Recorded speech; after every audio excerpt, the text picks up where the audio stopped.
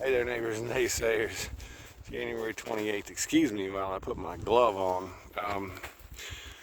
In the middle of the great freeze of 2026, I was just thinking who had 2 droughts in a row and longest frozen spell probably in recorded history anyway, at least of course to our weatherman. I don't know if that's true, but he says as longest he's known of in all the time he's been here, and he's been there since at least 2000. So just wanted to step on first thing. I guess been a while, but everybody was on stockpile grass. Everybody you see in the camera here was on stockpile grass. The cows are still on bale grazing.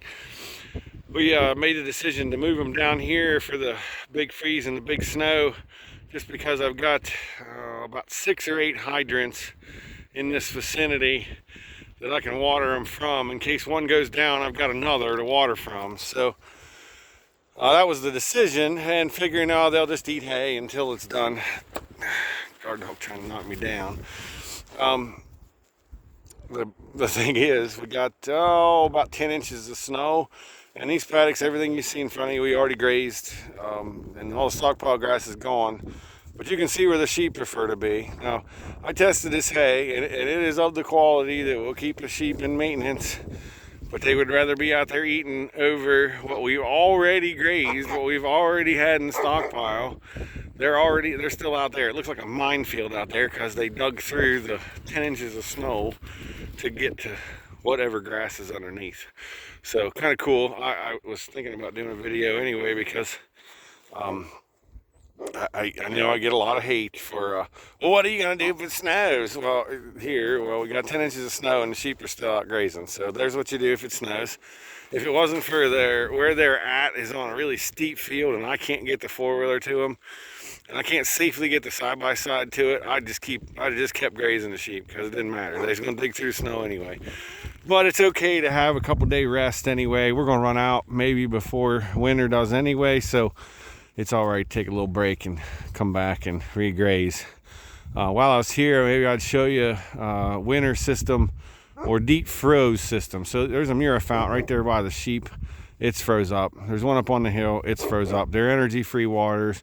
There's just not enough activity on them in this deep of cold to keep them thawed. Now at 20, 25, it's okay. 20, it's okay. But when we're talking 0, it's too much for it, and we just made a decision a couple days ago to just let them freeze because we couldn't fight them, couldn't continue to fight them. So the cows are on a spring trough, and it flows all the time, so it doesn't ever freeze. It's always good. In fact, that trough has a pipe on the outside wall, and it makes the water swirl, and that keeps it from freezing because the outside water is always going the cool or warm water from the ground is always going to the outside and circling to keep the water moving and keep it from freezing. But our peasant type system is here for the sheep and the steers.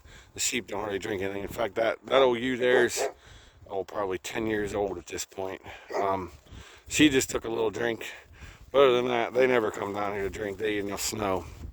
We got a hydrant right there, and then these are used mineral tubs that I've begged, borrowed, and stole.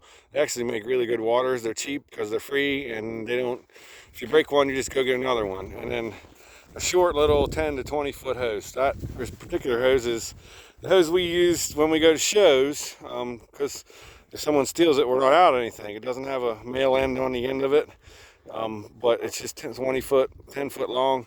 We'll go to the hydrant, open the hydrant, fill these tubs, and blow the water out. In this cold, I've been taking it and putting it in the barn just to keep it from freezing, but a lot of times I just leave it out. If I blow it out, it's okay. And then you can see I just broke the ice and dumped them. But for a day or two, I can get by busting a hole in the ice and letting them drink. But today's was a day to open up 3 of them. And these things are real flexible, so once you poke a hole in them, get the water out of them, just bang them once with the spud bar, and the ice all comes out. You dump them back over, and you're good.